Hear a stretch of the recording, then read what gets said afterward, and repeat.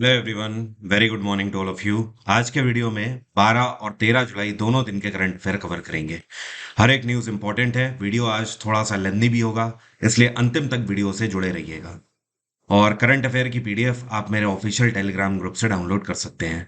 मेरे टेलीग्राम का link video के डिस्क्रिप्शन में सबसे ऊपर दिया हुआ है।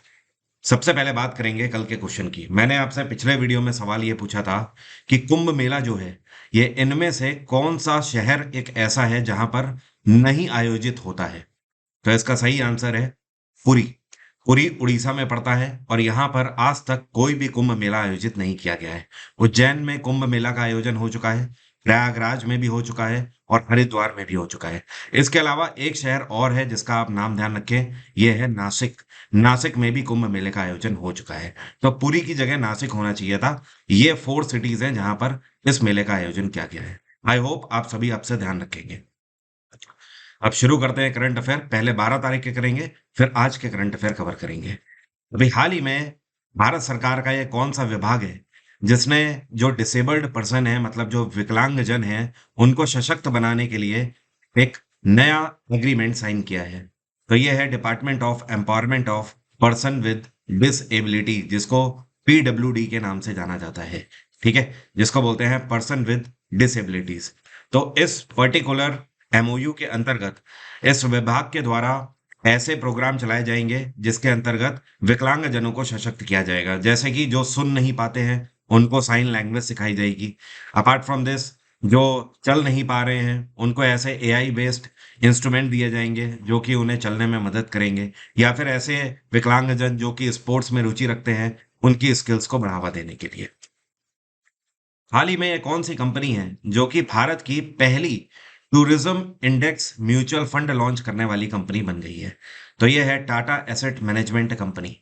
अगर देखा जाए तो ये भारत की 11वीं सबसे बड़ी म्यूचुअल फंड कंपनी है, लेकिन ये पहली ऐसी कंपनी बन गई है जो अपने कस्टमर्स को अब मौका देगी कि वो म्यूचुअल फंड में पैसा लगा सकते हैं टूरिज्म के क्षेत्र में। दरअसल इसका मतलब ये है, टूरिज्म से जुड़ी हुई जो भी कंपनियां हैं, चाहे वो खाने पीने के रेस्टोरेंट हों, चाहे वो ट्रैवलिंग एजेंसीज हों, चाहे वो फ्लाइट्स हों, ठीक है, तो हर वो कंपनी जो कि कहीं ना कहीं आपको घूमने में मदद करती है या एक्सप्लोर करने में मदद करती है, उन सभी कंपनीज को इस एक प्लेटफॉर्म में लाया जाएगा। और इस प्लेटफॉर्म के अंतर्गत आप डेली के डेली उनके शेयर्स को वॉच कर पाएंगे कि किस कंपनी के शेयर कितने ज्यादा बढ़ रहे हैं, घट रहे हैं। उसी हिसाब से आप म्यूचुअल फंड में इन्वेस्ट कर पाएंगे। और ये एक ऐसा प्लेटफॉर्म है जिसमें हाल फिलहाल में टाटा एसेट के द्वारा 17 ऐसी कंपनीज को लिस्ट किया गया है, लेकिन आने वाले समय में 30 कंपनीज को इसमें लिस्ट और किया जाएगा। भारत ने कौन से देश के साथ मिलकर एक डिफेंस के क्षेत्र में पैक्ट साइन किया है? और दरअसल ये दोनों देशों के बीच में 12वीं ज्वाइंट कमेटी मीटिंग थी। तो भारत ने यूनाइटेड अरब अमीरात के साथ एक पैक्ट साइन किया है और रक्षा मंत्रालय के दोनों देशों ने यहाँ पर पैक्ट साइन किया है। भारत की तरफ से जो यहाँ पर हिस्सा ले रहे थे, ये जॉइंट सेक्रेटरी अमिताभ प्रसाद हैं। और यूनाइटेड अरब अमीरात की तरफ से ये ब्रिगेडियर जनरल है, इनका नाम है जमाल इब्राहिम अल मरूकी। क्या नाम है? जमाल इब्राहिम अल मरूकी। तो इन दोनों ने एक हस्ताक्षर पैक्ट पर यहाँ पर साइन किए हैं। और इसका मेन उद्देश्य ये होगा कि अब आने वाले समय में यूएई और भारत दोनों के जो रक्षा मंत्रालय हैं वो आपस में इंफॉर्मेशंस को साझा भी करेंगे एक दूसरे के सपोर्ट के लिए, और ऑन ग्राउंड भी सपोर्ट करेंगे। यूएई में इस टाइम पर जो प्रधानमंत्री हैं ये है मोहम्मद बिन राशिद अल मखदूम, जो कि बेटे हैं मोहम्मद बिन सलमान अल मखदूम के। और यहाँ की कैपिटल है अबू धाबी। और क्या आप मुझे कमेंट बॉक्स में लिखकर बता सकते हो यूएई में इस टाइम पे प्रेसिडेंट कौन है? चलिए मैं बताता हूँ, ये है जायद अल नहान। हाल ही में भारत सरकार के द्वारा 16वें वित्त आयोग की एडवाइजरी काउंसिल का गठन किया गया है। इसमें कितने मेंबर्स रहेंगे? तो इसके अंदर टोटल 5 सदस्यों को मनोनीत किया गया है। ध्यान रहे, जो फाइनेंस कमीशन है इसका उल्लेख हमारे संविधान के अंदर आर्टिकल 280 के अंदर किया गया है।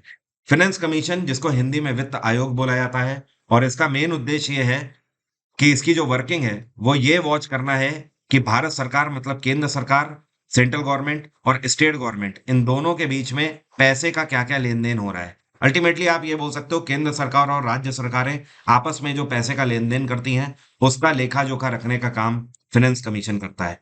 फाइनेंस कमीशन में मैक्सिमम 5 सदस्य हो सकते हैं, जिनमें से एक इनके चेयरपर्सन होते हैं। फिलहाल अगर बात करी जाए तो यहाँ पर फाइनेंस कमीशन की नहीं, फाइनेंस कमीशन की एडवाइजरी काउंसिल की बात हो रही है। मतलब ये ऐसे अधिकारी होंगे जो कि इनको एडवाइस देने का काम करेंगे। इसमें जो डायरेक्टर जनरल हैं, इनका नाम है पूनम गुप्ता, ये डायरेक्टर जनरल इसकी बनाई गई हैं। उसके बाद दूसरे हैं डी के श्रीवास्तव, तीसरे हैं प्रांजल भंडारी, चौथे व्यक्ति है एक्सिस बैंक के चीफ इकोनॉमिस्ट नीलकंठ मिश्रा, और पांचवें हैं यहाँ पर राहुल बजोरिया। हालांकि आप एक बार पीडीएफ देख लीजिएगा, पीडीएफ में मैंने पांचों के नाम इनकी पोस्ट के साथ भी दे दिए हैं आपको। हाल ही में भारत का जो एक्सपोर्ट इंपोर्ट बैंक है, जिसको हम लोग एग्जिम बैंक बोलते हैं, ठीक है, तो एग्जिम बैंक ने गुआना के साथ एक line of credit agreement sign किया है। कितनी वैल्यू का है ये? तो इसकी वैल्यू है $2.5 मिलियन, $2.5 मिलियन। देखिए, एक होता है नॉर्मल लोन, कि अगर कोई देश दूसरे देश को लोन दे रहा है तो उसमें क्या होता है कि उसका सीधा सा मतलब है कि मैंने आपको मान लीजिए 10 साल के लिए लोन दिया, तो अगले 10 साल में आपको उसे चुकाना होगा इतने रेट ऑफ इंटरेस्ट पर। ये तो लोन की बात हो गई। लेकिन लाइन ऑफ क्रेडिट क्या होता है? लाइन ऑफ क्रेडिट का मतलब यह है कि अगर मैंने मान लीजिए आपको $2.5 मिलियन दिया है, तो इस $2.5 मिलियन का आप जहां पर भी यूज करेंगे, निवेश करेंगे, उससे आने वाला जो प्रॉफिट होगा वो मुझे चाहिए होगा। That is called line of credit. और इतना ही नहीं, आपको ये पैसा भी लौटाना पड़ेगा उस केस में। तो गुयाना कहाँ पर पड़ता है वो आपको समझा देता हूँ। ये आपको वर्ल्ड मैप दिखाई दे रहा है, ये हमारा भारत है। भारत से जब आप वेस्ट की तरफ आएंगे तो यहाँ पर आपको मिडिल ईस्ट दिखाई देता है, और आगे आएंगे तो आपको ये अफ्रीका रीजन दिखाई दे रहा है, और वेस्ट में जब आप आएंगे तो आपको ऊपर दिखाई दे रहा है उत्तरी अमेरिका, और नीचे दिखाई दे रहा है दक्षिणी अमेरिका। दक्षिणी अमेरिका में ये जो छोटा सा देश आपको दिखाई दे रहा है, ये है गुआना। ओके। और गुआना की कैपिटल क्या है? इसको बोलते हैं जॉर्ज टाउन। और यहाँ के राष्ट्रपति हैं इरफान अली। क्या नाम है इनका? इरफान अली। फिलहाल मैं आपको बता दूं, गुआना ने ये पैसा जिस प्रोजेक्ट के लिए लिया है एग्जिम बैंक से, वो प्रोजेक्ट जब पूरा हो जाएगा, उसके 48 महीनों के बाद ये पूरा पैसा इन्हें चुकाना होगा वापस से भारत को। 48 महीने का मतलब 12 चौक 48, मतलब अगले 4 साल के बाद ये पैसा वापस चुकाएगा एग्जिम बैंक को गुआना। एग्जिम बैंक की अगर बात करें तो इसकी स्थापना 1982 में करी गई थी। इसका हेडक्वार्टर है मुंबई। और एग्जिम बैंक के सीईओ हैं इस टाइम पे हर्ष बंगारी। क्या नाम है? हर्ष बंगारी। हाल ही में डब्ल्यूएचओ के द्वारा एक medical device information platform launch किया गया है। ये एक ग्लोबल प्लेटफॉर्म है। इसका नाम क्या है? डब्ल्यूएचओ ने मेडिविस नाम का एक ग्लोबल प्लेटफॉर्म लॉन्च किया है। इस तरीके का ये पूरे दुनिया भर में पहला ऐसा प्लेटफॉर्म है जिसको लॉन्च किया गया है। इस प्लेटफॉर्म की खास बात यह है कि ये 2301 तरीके के मेडिकल इक्विपमेंट्स की जानकारी देगा। इस प्लेटफॉर्म की मदद से कई सारे देश अपने देश में मेडिकल इक्विपमेंट्स को इंड्यूस कर पाएंगे। मतलब कहने का आप ऐसा समझ लीजिए जैसे कि भारत सरकार है, भारत सरकार कोई मेडिकल डिवाइस अपने देश में शुरू करना चाहती है, तो ये मेडिकल डिवाइस को इस पर्टिकुलर प्लेटफॉर्म से एक बार वेरीफाई भी किया जा सकता है कि हाँ, डब्ल्यूएचओ ने इसे अप्रूवल दिया है या नहीं दिया है। तो इस तरीके से पूरे दुनिया भर के सभी देशों को इससे मदद मिलेगी मेडिकल डिवाइस के बारे में जानकारी, और उनकी फंक्शनिंग के बारे में, और इसके क्या कॉन्सिक्वेंसेज होंगे, उन सारी चीजों के बारे में जानकारी मिलेगी। डब्ल्यूएचओ की स्थापना 1948 में करी गई थी। इसका हेडक्वार्टर है जेनेवा। ये कहाँ पड़ता है? स्विट्जरलैंड में। और डब्ल्यूएचओ के प्रेसिडेंट कौन है? टेड्रोस एडनैन। क्या नाम है इनका? टेड्रोस एडनैन। एडनैन का ये दूसरा कार्यकाल चल रहा है। पहली बार ये 2017 से लेकर 22 तक के डब्ल्यूएचओ के डायरेक्टर जनरल रहे हैं, और अभी 2 साल पहले ही 2022 से लेकर 27 तक के लिए इनको अपॉइंट किया गया है डब्ल्यूएचओ। ये कौन सा देश है जो कि मोस्ट अफोर्डेबल कंट्रीज की लिस्ट में नंबर 1 पे रहा है? और ये लिस्ट जारी करी गई है इंटरनेशंस के द्वारा। इस लिस्ट का नाम है personal finance index category. Okay. तो ये जो इंडेक्स है, इसके अंतर्गत वियतनाम पूरे दुनिया का मोस्ट अफोर्डेबल कंट्री बताया गया है। मतलब आप ये समझ लीजिए कि एक नॉर्मल आदमी अगर वियतनाम में जाता है तो उसके लिए रहना, खाना, ट्रैवल करना, ये सारा बड़ा आसान हो जाता है। इस पूरे इंडेक्स में भारत को 6वीं रैंक मिली है। मतलब आप ये बोल सकते हो कि भारत पूरे दुनिया में 6वें नंबर का वो देश है जहां पर रहना और सरवाइव करना काफी आसान है। लोग कम से कम पैसे में खाना खा सकते हैं, रह सकते हैं, किराया भी यहाँ पर सस्ता है, ट्रांसपोर्टेशन भी सस्ता है। आप पब्लिक ट्रांसपोर्ट पे बहुत ही आसानी से एक से दूसरी जगह आ जा सकते हो, लंबी दूरी भी तय कर सकते हो। तो इसमें नंबर 1 पे वियतनाम है और नंबर 6 पर भारत है। टॉप 5 अगर कंट्रीज की बात करें तो वियतनाम के बाद दूसरे नंबर पे कोलंबिया इसमें रहा है। तीसरे नंबर पे इंडोनेशिया रहा है, ये भी बहुत सस्ता है। चौथे नंबर पे है पनामा और पांचवें नंबर पे है फिलीपींस। क्या आप मुझे कमेंट बॉक्स में लिखकर बता सकते हैं भारत भारत के अलावा अगर बात करी जाए, वैसे भारत में तो भारत में अगर देखा जाए तो सबसे ज्यादा हाई कॉस्ट लिविंग सिटी कौन सा है, तो ये है मुंबई, और मुंबई के बाद दूसरे नंबर पे है दिल्ली। लेकिन भारत की हम लोग बात नहीं कर रहे हैं, पूरे वर्ल्ड में अगर बात करी जाए तो सबसे ज्यादा महंगे शहर कौन से हैं जहां पर कॉस्ट ऑफ लिविंग लिविंग सबसे ज्यादा है। तो पहले नंबर पे है टर्की की कैपिटल अंकारा, जहां पर सबसे ज्यादा आपको रहने पीने खाने का देना होता है। और दूसरे नंबर पे सबसे महंगा है लंदन। ठीक है। ये कौन सा बैंक है जिस बैंक के द्वारा अपने मोबाइल बैंकिंग यूजर्स के लिए एक सेफ्टी रिंग मैकेनिज्म लॉन्च किया गया है? तो इसको पंजाब नेशनल बैंक के द्वारा लॉन्च किया गया है। सेफ्टी रिंग मैकेनिज्म एक टूल है जिसको पंजाब नेशनल बैंक ने अपने मोबाइल बैंकिंग यूजर्स के एप्लीकेशन में इंस्टॉल किया हुआ है। इसका मेन उद्देश्य यह है कि अब आपको एक्स्ट्रा प्रोटेक्शन मिलेगी अपने अकाउंट से पैसे को ट्रांसफर करने में या रिसीव होने में। एक और इसकी खास बात है कि आप इसमें डेली की लिमिट भी लगा सकते हो। एग्जाम्पल के तौर पर जैसे कि आप लगाना चाहें अपने अकाउंट में लिमिट कि आप डेली 50,000 रुपए से ज्यादा ट्रांसफर नहीं कर सकते, तो ये भी एक एक्स्ट्रा प्रोटेक्शन लेयर दे देता है आपके अकाउंट को। पीएनबी की स्थापना 1894 में करी गई थी। ये भारत का पहला स्वदेशी बैंक है और इसकी स्थापना लाला लाजपत राय के द्वारा करी गई थी। इसका हेडक्वार्टर है नई दिल्ली और पीएनबी के सीईओ है अतुल कुमार गोयल। कौन है? AK गोयल। हाल ही में ये कौन सी सैटेलाइट है? दरअसल ये टर्की की पहली ऐसी होममेड कम्युनिकेशन सैटेलाइट है जिसको लॉन्च किया गया है, और इसको लॉन्च किया गया है एसेल्सन के द्वारा। तो इसका नाम क्या है? इसका नाम है टर्क सैट 6A। और टर्की ने आज तक होममेड कोई ऐसी सैटेलाइट नहीं लॉन्च करी थी। ये एक अपने आप में माइलस्टोन हो चुका है। अब ये जो एसेल्सन है, एसेल्सन टर्की की सबसे बड़ी इस तरीके की तकनीकी कंपनी है जो कि आर्म्ड फोर्सेस के लिए इक्विपमेंट इनके बनाते हैं। तो एसेल्सन के द्वारा ये बनाई गई है और इस सैटेलाइट को लॉन्च करने के लिए फॉल्कन 9 रॉकेट का यूज किया गया है। फॉल्कन 9 रॉकेट आप मेरे मुंह से कई बार सुन चुके होंगे, बहुत ही प्रख्यात रॉकेट है। ये स्पेस एक्स का रॉकेट है। ठीक है। और भारत की भी कई सारी ऐसी सैटेलाइट हैं जो कि फाल्कन 9 रॉकेट से लॉन्च करी गई हैं।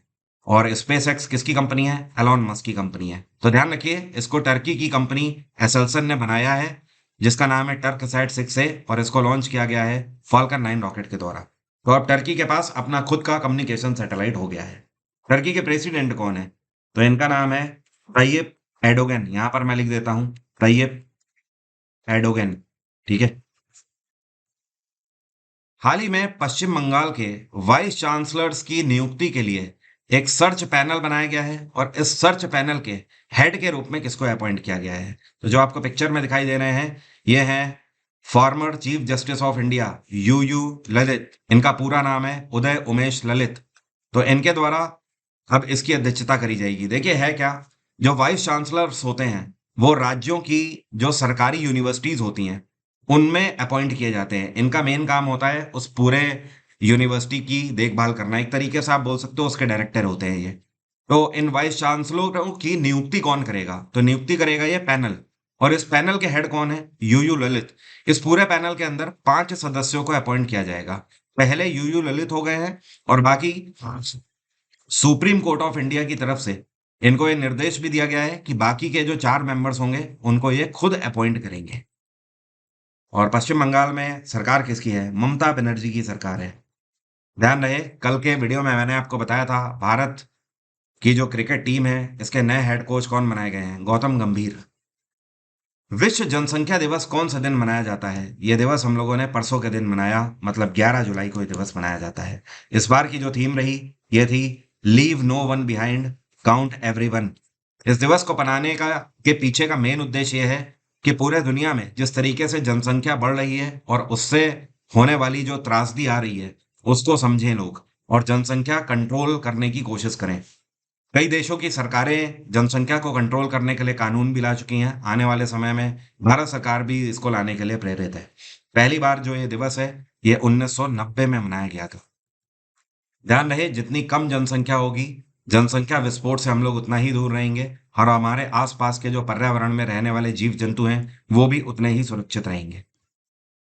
ये कौन सी कंपनी है जो कि ऑफिशियल पार्टनर या स्पॉन्सर बनाई गई है 2024 के पेरिस ओलंपिक्स में भारतीय खिलाड़ियों के लिए? तो 2024 के जो पेरिस ओलंपिक्स हैं ये इस बार फ्रांस में आयोजित किए जा रहे हैं और 26 जुलाई से इनकी शुरुआत होनी है। ये 11 अगस्त तक खेले जाएंगे पेरिस ओलंपिक्स। इसमें भारत की तरफ से जाने वाले जो एथलीट्स हैं उनके लिए प्रिंसिपल स्पॉन्सर के रूप में अडानी ग्रुप को अपॉइंट किया गया है। मतलब आप ये बोल सकते हो इन खिलाड़ियों का जितना भी खर्चा होगा, इनको जितनी भी फैसिलिटीज वहां पर दी जाएंगी, वर्ल्ड क्लास फैसिलिटीज मिलनी चाहिए क्योंकि आफ्टर ऑल ओलंपिक्स हैं, तो ये सारा वहन अडानी ग्रुप के द्वारा खर्चा उठाया जाएगा।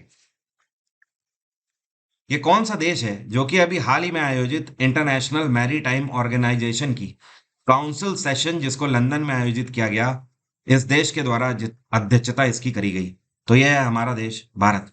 भारत ने इस बार आईएमओ की काउंसिल सेशन इन लंदन में इसको लीड किया है। और भारत की तरफ से ये कौन है? तो जो आपको पिक्चर में दिखाई दे रहे हैं ये पीके रामचंद्रन है, ministry of ports and shipping के सेक्रेटरी हैं। ये जो इस बार आईएमओ का काउंसिल सेशन है, इस बार इसका 132वां संस्करण आयोजित किया जा रहा है और इसका आईएमओ का जो हेडक्वार्टर है ये भी लंदन है, इस वजह से यहीं पर इसको आयोजित किया जा रहा है। इसका मेन उद्देश्य ये है कि आईएमओ के जितने भी दुनिया में मेंबर कंट्रीज हैं वो सब पानी के रास्ते से जहाजों के थ्रू जितना भी व्यापार करते हैं उसको और बेहतर तकनीक के थ्रू और ज्यादा फायदेमंद बना सकें। और आईएमओ के सेक्रेटरी जनरल ये कौन है इस टाइम पे? इनका नाम है आर्सिनियो डोमिंगुइज। ये कौन सा त्योहार है जिसके दौरान हाल ही में हेरा पंचमी मनाई गई है? तो देखिए हेरा पंचमी जो है ये पुरी में जो रथ यात्रा आयोजित करी जाती है उसी के दौरान मनाई जाती है। क्या आपको पता है उड़ीसा के पुरी में रथ यात्रा क्यों निकाली जाती है? मैं आपको बताता हूं। जो माता लक्ष्मी है, ठीक है, माता लक्ष्मी दरअसल जो भगवान जगन्नाथ हैं उनके रथ को उन्होंने हिलाया था। ओके। और ये उन्होंने ऐसा गुस्से में किया था।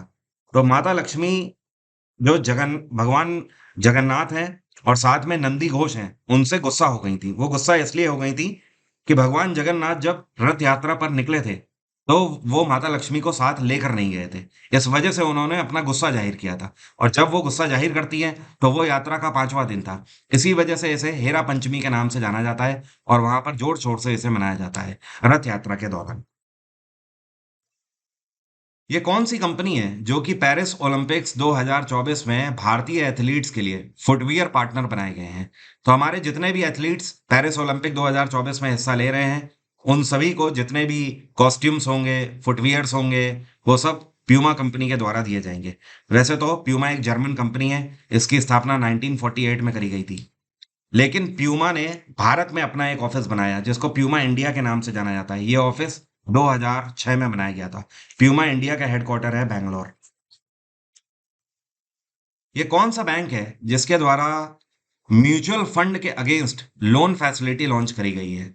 तो ये है स्टेट बैंक ऑफ इंडिया। और स्टेट बैंक ऑफ इंडिया का जो एप्लीकेशन है इसको योनो एसबीआई बोला जाता है। योनो एसबीआई एप्लीकेशन के थ्रू अगर आपने कहीं पर भी म्यूचुअल फंड में निवेश किया, जैसे मान लीजिए आपने 1 लाख रुपए म्यूचुअल फंड में निवेश किया है, अब आप चाहते हैं आज आपको जरूरत पड़ गई लोन की, तो आप इस 1 लाख के म्यूचुअल फंड को डिसॉल्व करके उसके अगेंस्ट लोन भी ले सकते हो।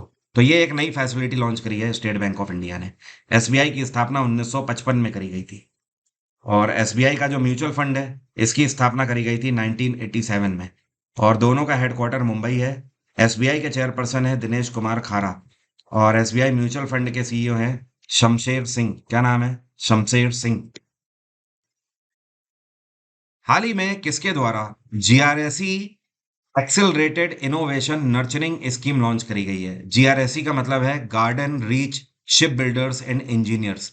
ये एक कंपनी है जो कि कोलकाता पर बेस्ड है और ये इंडियन नेवी के लिए वॉरशिप बनाने का काम करते हैं।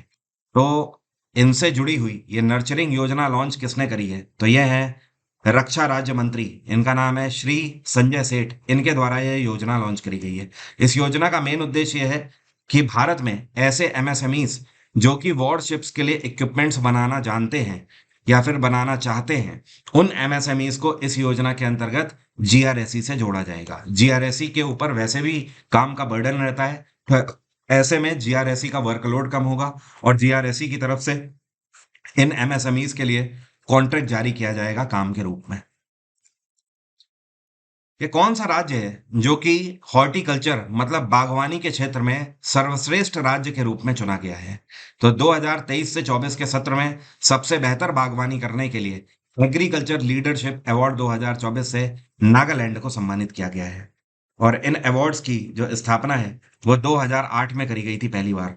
2008 से लेकर आज तक हर साल ये अवार्ड दिया जाता है किसी एक राज्य को। इस बार 2024 का अवार्ड गया है नागालैंड को। और नागालैंड को पिछले कुछ समय में कुछ चीज़ों के लिए जीआई टैग भी मिल चुका है, जैसे कि नागालैंड के पास नागा टमाटर के लिए भी जीआई टैग है। यहाँ पर एक टमाटर की प्रजाति है जो कि काफ़ी अनोखी है, काफ़ी खट्टे टमाटर होते हैं। इसके अलावा नागा मिर्च काफ़ी प्रसिद्ध है, जो कि बहुत ही ज़्यादा तीखी मिर्च है। स्पेशली जो मोमोज की चटनी वगैरह है ना, वो ईस्टर्न स्टेट्स में और ज़्यादा तीखी बनाई जाती है। यहाँ तो कुछ भी नहीं है जो आप नॉर्थर्न स्टेट में या साउथर्न स्टेट में आप खाते हो। ये आप नॉर्थ ईस्ट स्टेट में जाएंगे तो वहां पर आपको पता लगेगा ये कितनी ज्यादा तीखी है। और तीसरी चीज है नागा स्वीट कुकुम्बर, इसको बोलते हैं, मतलब मीठा खीरा नागालैंड का। इन तीनों चीजों के लिए इसको जीआई टैग मिल चुका है। और नागालैंड की कैपिटल है कोहिमा। यहाँ के मुख्यमंत्री हैं नेपियो रियो। नागालैंड के गवर्नर कौन है? ये हैं ला गणेशन। कौन है? ला गणेशन। 2024 में आपको पता ही है, पूरे एसएससी के सारे एग्जाम को मिला दें तो 30,000 से ज्यादा वैकेंसीज हैं। केवल सीजीएल में ही करीब 18,000 वैकेंसीज लॉन्च हो चुकी हैं। तो अगर आप समय बचाना चाहते हैं और पूरी जीएस कवर करना चाहते हैं तो आप मेरा जीएस जीके का foundation batch exam engine application से अवेल कर सकते हैं। एग्जाम इंजन एप्लीकेशन आपको गूगल प्ले स्टोर से मिल जाएगा। इस पूरे बैच में मैंने history, polity, geography, science, economics और साथ में कंप्यूटर, ये सब कुछ वन पैकेज में कवर किया हुआ है। रिकॉर्डेड बैच की खास बात यह होती है कि आपका समय बर्बाद नहीं होता है। आपको बार बार लाइव क्लास के लिए वेट नहीं करना होता है। चुपचाप आप शांति से एक कमरे में बैठकर अपनी पूरी जीएस कवर कर सकते हैं इस बैच की मदद से। इस बैच का लिंक वीडियो के डिस्क्रिप्शन में दिया हुआ है, आप डायरेक्टली वहां से भी परचेज कर सकते हैं इस बैच को। ये कौन से दो देश हैं जिन्होंने हाल ही में एक एग्रीमेंट पैक्ट पर साइन किया है ऑर्गेनिक प्रोडक्ट्स को लेकर? तो ये भारत ने ताइवान के साथ एक नया पैक्ट साइन किया है। ऑर्गेनिक प्रोडक्ट्स का मतलब ये है कि ऐसे प्रोडक्ट्स जो कि विदाउट केमिकल बेस्ड बनाए गए हैं, जिनमें कोई भी केमिकल का यूज नहीं किया गया है, और साथ में इन प्रोडक्ट्स को बनाने के लिए किसी जीव जंतुओं को भी नहीं मारा गया है। तो ऐसे प्रोडक्ट ऑर्गेनिक प्रोडक्ट्स कहे जाते हैं। ठीक है। अब ये ऑर्गेनिक प्रोडक्ट कौन कौन से होंगे? पहली चीज तो यहाँ पर क्लोथिंग के लिए पैक्ट साइन हुआ है। दोनों देश आपस में कपड़े का व्यापार करेंगे और साथ में खाद्य पदार्थों का भी व्यापार करेंगे। जैसे कि ताइवान जो है वो भारत से राइस भी लेगा आने वाले समय में, चावल हो गया और चाय हो गई। ठीक है। और भी एडिबल आइटम्स। ताइवान की कैपिटल क्या है? इसको बोलते हैं ताइपी। क्या बोलते हैं? ताइपी। और ताइवान के प्रेसिडेंट हैं लाई चिंग ते। क्या नाम है? लाई चिंग ते। ध्यान रखिए, जो ताइवान है वो एनिमी कंट्री है चाइना का। चाइना और ताइवान दोनों के बीच में वही वाला हिसाब किताब है जो भारत और पाकिस्तान के बीच में है।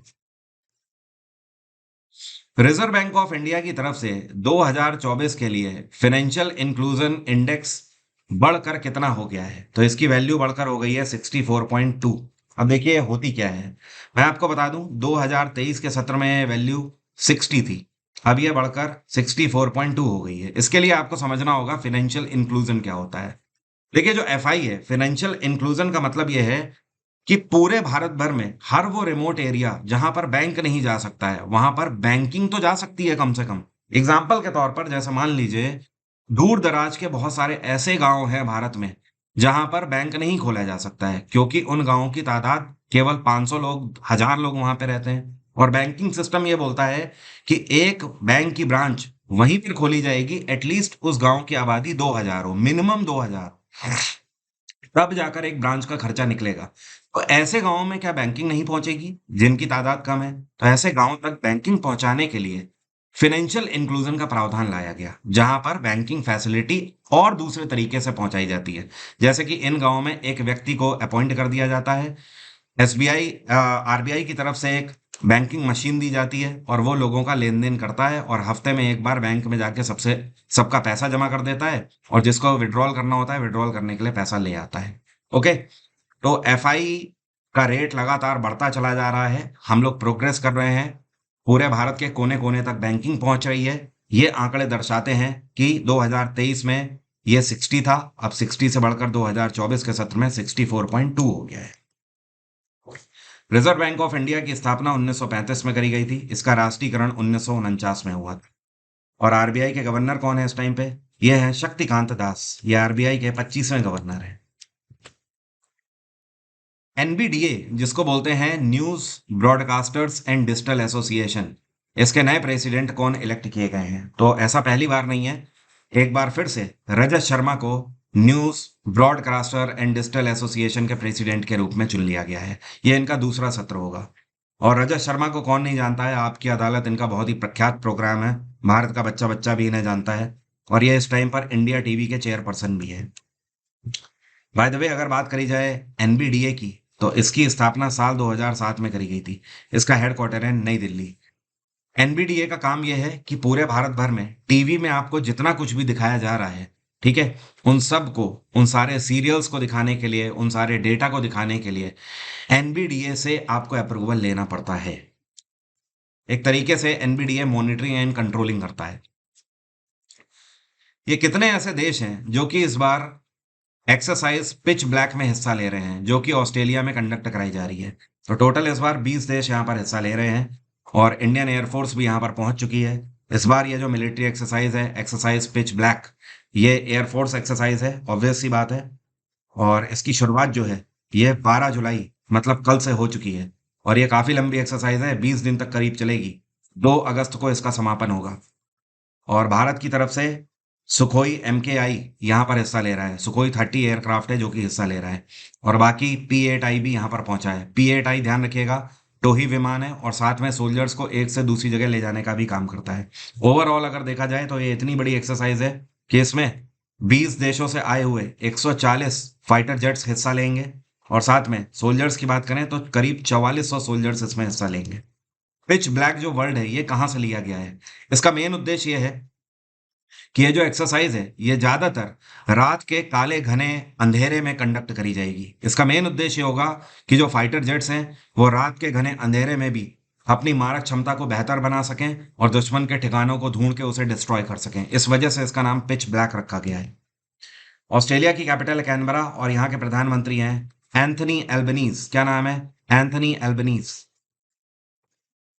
ये कौन सा देश है जिसके द्वारा कोलंबो सिक्योरिटी कनक्लेव में 5वें सदस्य के रूप में वेलकम किया गया है? यहां पर माफी चाहता हूं, मैं बोल गया जिसके द्वारा। ये कौन सा देश है जिसको वेलकम किया गया है? तो ये है बांग्लादेश। और जो कोलंबो सिक्योरिटी कनक्लेव है, ये 3 देशों ने मिलकर शुरू करी थी साल 2020 में। ये 3 देश कौन कौन से हैं? एक तो है मालदीव्स, और दूसरा है श्रीलंका, और तीसरा है हमारा भारत। और इसका मेन उद्देश्य ये था कि आपस में सिक्योरिटी में योगदान दें ये सारे देश। तो अब 5वां देश इसमें बांग्लादेश हो गया है। क्या आप मुझे कमेंट बॉक्स में लिखकर बता सकते हो? ये तो 4 देश आपको दिखाई दे रहे हैं, इसके अलावा ये चौथे नंबर का कौन सा देश है जो ऑलरेडी इसमें शामिल है? कमेंट बॉक्स में लिखकर बताइए।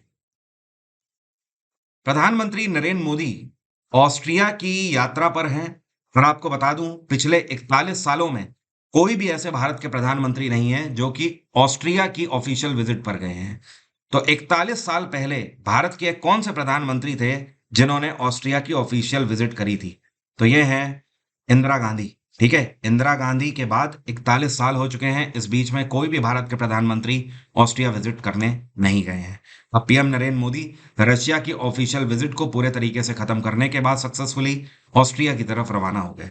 अगर मैं आपको मैप में दिखाऊं तो आप यहां पर ध्यान दीजिएगा। पीएम नरेंद्र मोदी अभी तक यहां पर थे, रशिया में। और रशिया यूरेशिया का पार्ट है, मतलब आधा एशिया में आता है, आधा यूरोप में आता है। इधर से हवाई यात्रा करते हुए पोलैंड के रास्ते से प्रधानमंत्री नरेंद्र मोदी ऑस्ट्रिया पहुंच गए हैं। ऑस्ट्रिया की कैपिटल है वियना। आपने एक ऑर्गेनाइजेशन का नाम सुना होगा जिसको बोलते हैं ओपेक। ओपेक का मतलब क्या है? इसको बोलते हैं organisation of petroleum and economic cooperation. इसका मेन उद्देश्य ये है कि इस पर्टिकुलर कम्युनिटी के अंदर वो देश हैं जो कि पेट्रोलियम का उत्पादन करते हैं और पेट्रोलियम में ही डील करते हैं, आपस में ट्रेड करने का काम करते हैं। तो ओपेक का हेडक्वार्टर ऑस्ट्रिया की कैपिटल वियना है। बाय द वे, ऑस्ट्रिया के प्रधानमंत्री या राष्ट्रपति इस टाइम पे कौन है? यह है अलेक्जेंडर वैन डर बेलन। अब मेरा आज का सवाल आपसे, आप में से कितने लोग बता सकते हैं इनमें से कौन है जिनको फादर ऑफ इलेक्ट्रिसिटी के नाम से जाना जाता है, मतलब विद्युत का जनक बोला जाता है? बहुत ही सिंपल सा क्वेश्चन है, स्टैटिक जीके का। कमेंट बॉक्स में लिखकर बताइए। एग्जाम इंजन एप्लीकेशन को आप गूगल प्ले स्टोर से डाउनलोड कर सकते हैं। सीपीओ, एमटीएस या सीएचएसएल अगर आप देने जा रहे हैं तो इस बैच को अवेल कर सकते हैं। और इसमें मैंने आपको जीएस के कंप्लीट दी हुई है, साथ में रीजनिंग का भी कंप्लीट आपको पूरा बैच दिया हुआ है। तो रीजनिंग के सारे टॉपिक्स इससे कवर होते हैं और जीएस के भी सारे टॉपिक कवर होते हैं। ये बैच अपने आप में वन स्टॉप सॉल्यूशन है आपके लिए, टू इन वन है। ऐसा बैच आपको जल्दी से नहीं मिलेगा। और इस बार एसएससी में आपको पता ही है, ज़्यादा महीने अब नहीं बचे हुए हैं, मुश्किल से ले देकर आपके पास एक ही महीना बचा हुआ है। उसके बाद से बैक टू बैक लगे हुए हैं एग्जाम। तो इस बार ये मौका मत छोड़िए, बहुत ही मुश्किल से एसएससी इतनी वैकेंसीज निकालता है। मेरे जीएस बैच में क्या क्या कवर है वो आप यहाँ से देख सकते हैं, इंग्लिश और हिंदी में। आई होप आप देखेंगे, यहाँ पर मैंने कुछ भी नहीं छोड़ा हुआ है, पूरा सिलेबस कवर किया हुआ है एक ही बार। तो आज की बात यहीं तक रहेगी। Thank you so much, have a nice day, take care, bye bye. आपका दिन मंगलमय हो। जय हिंद, जय भारत।